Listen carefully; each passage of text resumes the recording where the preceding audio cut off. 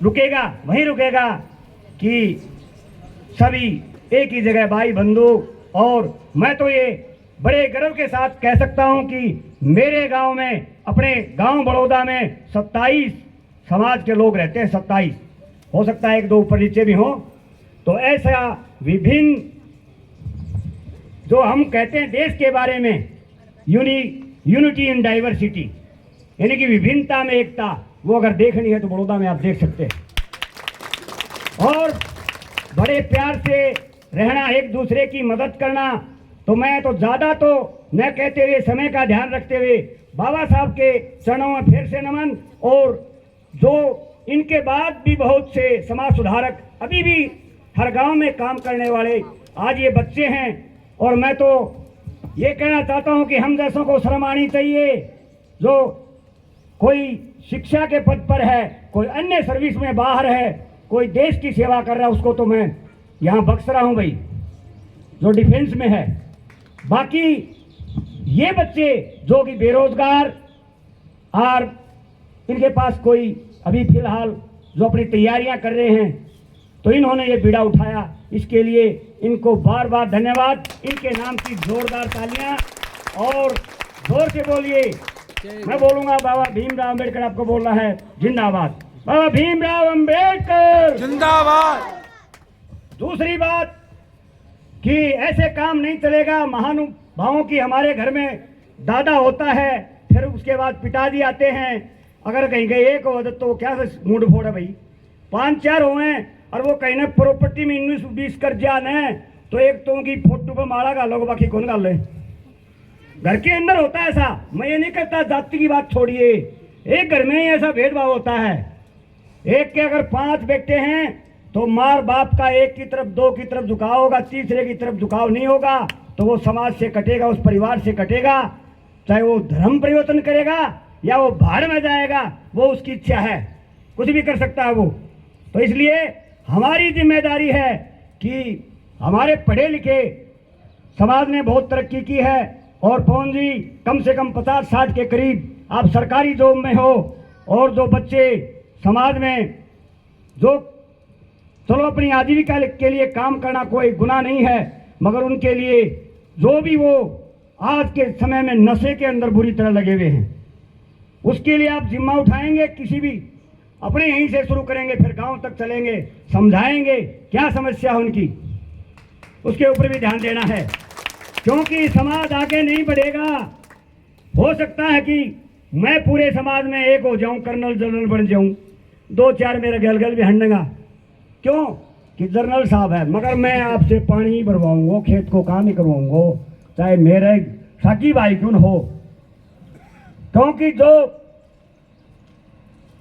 शोषण का जो विचार है वो इंसान के अंदर होता है, वो सगे भाई से भी करवाना को डटे। इसलिए सभी को ध्यान रखना है, अगर भाई तरक्की कर गया तो आप लगे रहो, 1-1 रुपया बचाओ। दुर्गा मानियान देख लो, सुभाष मानियान देख लो कि इनके बिक्री 10 रुपया ही को नहीं हो रही है, करोड़ रुपया छोटे हमारे। मुरली शेर देख लो। तो कहने का मतलब आपको धन की व्यवस्था भी अच्छी रखनी है, और बच्चों को पढ़ाना भी है, और जो नशे की तरफ चलने उनका भी ध्यान रखना है। न्यू मत कर दियो, मैं प्रवास हमारी ढाल करे बोले तो भाई पत्थरिया ही पट्टी को है, कहे भाई तो पौन जी और खानी है तो बामणा मोहल्ला में गया। तो ऐसा भी नहीं करना आपको। मतलब सभी के लिए कह रहा हूं जो भी मेरी बात सुन रहा है। और गीता में भी यही बताया गया कि कर्म करोगे तो ही बात बनेगी। हे मानव तू कर्म करेगा, कर्म करेगा फल मिल जाए। बोला आज नहीं तो कल मिल जा, मिलेगा जरूर। अगर सुबह 7:30 बजे उठ गए आप और आपको 10 बजे जाना है तो रोटी राटी बना के आप टाइम पे पहुंच जाओगे। और कुंभकर्ण की तरह खराटे लेते रहे तो बात ट्रेन भी निकल जाएगी 10 बजे वाली। तो इसलिए समय का ध्यान रखते हुए और पढ़ाई के ऊपर विशेष ध्यान रखना। दूसरी बात और सुन लो आप कि जो हमारी सरकारी स्कूल है, अभी 3 स्कूलें थी हमारे यहाँ। चलो भामाशाह जिसके पास जमीन होती है, पैसा होता है, वो दान भी करता है भाई। हो सकता है उसकी भावना आ जाए। कहते हैं कि सम्राट अशोक ने बहुत राज्य जीते, बाद में उनको दिमाग में आ गया कि लड़ाई का कोई समाधान नहीं है, शांति ही सबसे बड़ी चीज है। तो बाबा साहब ने भी बुद्ध जो बुद्ध धर्म अपनाया उसमें भी क्या कहा कि भाई मार काट नहीं, शांति, प्रेम करे तो कर भगवान से, प्रेम बराबर चीज नहीं, प्रेम है मिट्टी वाणी में, साकार प्रेम का बीज नहीं। कोई जाके जो कहे भाई खेतराम ने बीज तो शांति को बीज तो लिए 1 किलो, तो शांति वो कोई माँ का ताई का इनका नाम तो बनाई ले लो, मगर वो तो आपके दिमाग में दिल में होगा तो ही आएगी शांति, नहीं ऐसे नहीं आ सकती। तो पहला नंबर तो पढ़ाई से बाबा साहब ने सबसे बड़ा क्या बताया कि भाई पढ़ोगे तो शेरनी का दूध है ये, तो ही दौड़ोगे। पढ़ाई नहीं आएगी तो वो के पढ़ेगो न्यू को यो बांट के बता, पहले चिट्ठी बेचारा बुढ़ी दाई मेरे बच्चे ये थोड़ा किया है तो मार बगा 4वीं 5वीं घर में भी टूटी फूटी आऊंगी हूँ। तो कहने का मतलब है पढ़ा लिखा हो गया तो किसी के आगे आपको हाथ नहीं फैलाना पड़ेगा। और दूसरी बात, ये जो नौजवान है निराश होने की जरूरत नहीं है आपको कि भाई नौकरी को नहीं मिली सरकारी, गणेश जी तो मास्टर लाग गया, वह लेक्चरार लाग गया, कोई घबराने की नहीं जरूरत। आपको दिन रात लगे रहो किसमें, पढ़ाई में, कहीं न कहीं सफलता जरूर मिलेगी। वही बताया कि भाई कर्म करेगा, कर्म करेगा फल जरूर मिलेगा आपको। दूसरी बात यह है कि पैसे के लिए तो पढ़ाई थोड़ी है, कोई बिरला का तो घड़ाई पीछा पड़े पिलाने में जमीन पड़ी है, कोई 10 बीघा।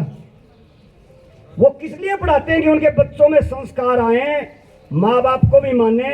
अरे हमारा ही तो समाज ऐसा है जो हम बूढ़े की बाप की माँ की सेवा भी करते हैं, पड़ोसी ना देख ले भीतर चाहे डुकुमारा पड़े, पड़ोसी दिखाओ खातरों को क्या करांगा, उसकी सेवा भी करांगा, उन्हें नुआवा भी गा। हो सकता है कि अगर ज्यादा हो तो वो ही दरवाजा भूलो कह दे या पगाड़ी कुर्सी ले गया किया चंडी आड़ो करो। तो कब आएंगे संस्कार, जब हम पढ़ लिख लेंगे, एक दूसरे की मदद करेंगे। और सरकारी स्कूल हमारी बंद जैसी हो रही है भाई, उसकी तरफ ध्यान कौन देगा। मेरो छोरे कौन जा जगह टाबर भी कौन जा, गणेश जी शायद कौन भेजे। अरे हमें तो एक अंट संट बने वकील बने हंडा, हम तो भेजा ही को नहीं। तुम तो कम से कम उसका ध्यान रखो और आगे हम न कर लो, भाषण बहुत देना हो आगे लो, क्योंकि हो सकता है हमारी मजबूरी हो। भाई दिलीप जी हम बदल क्यों गावा, हाँ बाबा साहब मारा बोले तो लो इन्हें वोट आने लाग रहे हैं, निकाह बदल गाँव ये मैं कहाँ भाषण दूं यार। मेरा कहने का मतलब कड़वी भाई सच्चाई जो है वो कड़वी होती है। कहते बोले हर सच्चाई जो है वो सच्ची बात अच्छी नहीं होती और अच्छी लगने वाली सच्ची नहीं होती है, और हर सच्ची बात में भी सच्चाई नहीं होती भाई, उसमें भी गहरा राज होता है। तो सरकारी स्कूल जो हमारी है आपकी दया से, आप लोगों के गांव में बड़ी बढ़िया व्यवस्था है सरकारी स्कूल की, डबल बहुमंजिला इमारत है। उन सेठों ने बाहर से पैसा क्यों भेजा, हो सकता है उनको दिमाग में यह आई कि मैं यार बहुत अन्न लूट लूट के खाया था, अब तो मैं मेरे पुण्य कम से कम इनके प्रति मैं कुछ तो भाव प्रकट करूं।